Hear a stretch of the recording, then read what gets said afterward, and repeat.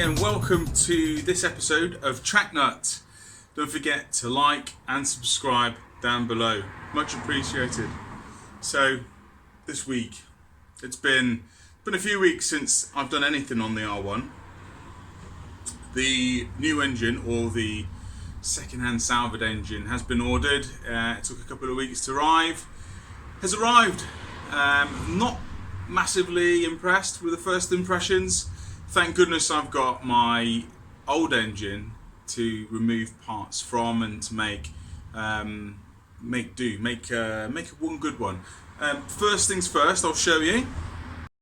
So let's take a closer look at the engine.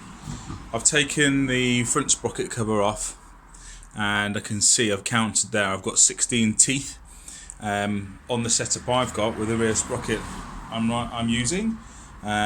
This is 15 on mine, so I'll have to order a new sprocket.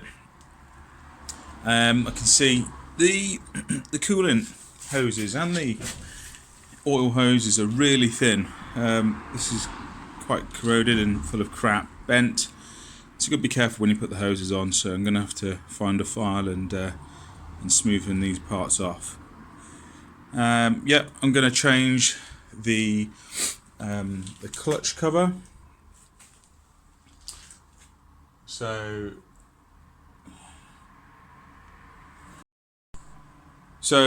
looking at the engine, I'm inspecting it, and as I'm going through, obviously I'm going to change the generator house cover. You have to be careful. These coolant hoses and the oil hoses are very sharp, so I'm going to try and smoothen this and file it down. I need to order a new 15 tooth sprocket because it's a 16 on here. I've changed some of the piping, and I did mention I thought that was the oil pump housing. It's not. It's the oil cooling. It's the cooling module. Can't think of the word. It's where the oil cools. Almost like a radiator. But yes, moving on. I will do an oil change, but first of all I want to get it in and I want to see if it runs. So I'm going to move it onto this skateboard. It's got caster wheels, multi-directional, and I do have up there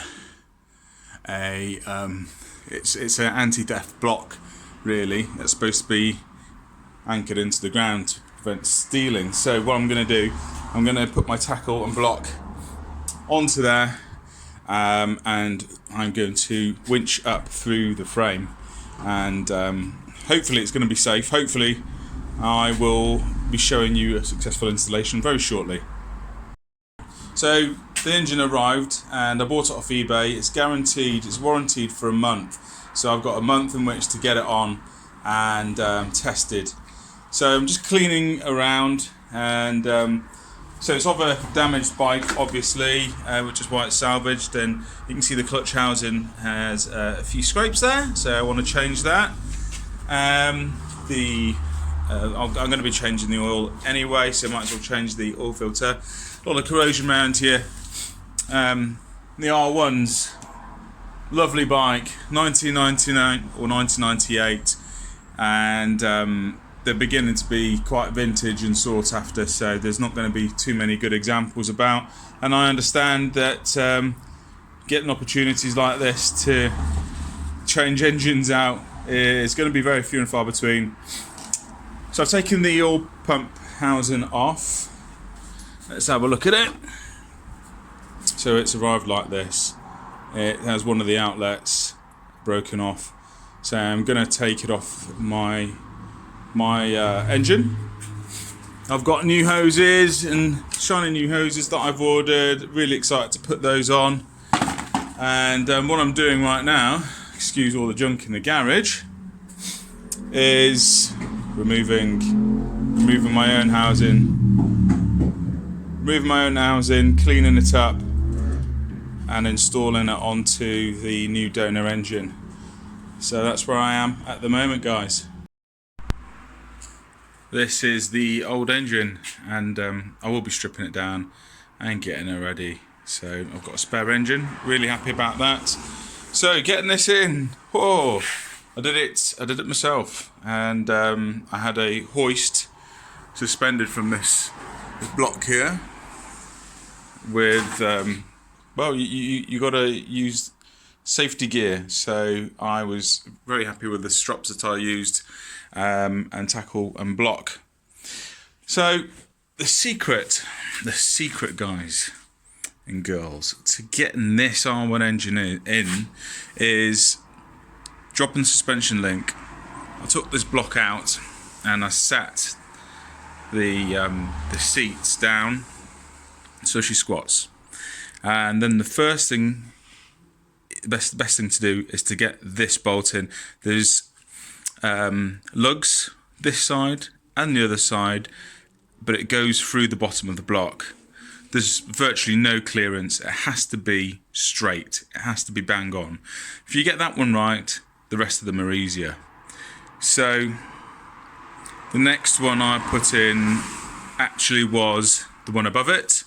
So this made the engine straight and aligned, which is, we want that.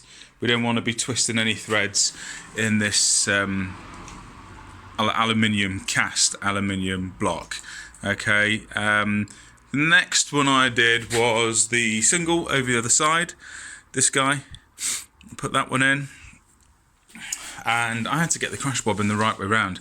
I was trying to put the crash bobbin on this side, and that's wrong. I had to consult a picture. So obviously crash bobbin on the forward side, and this bolt at the rear.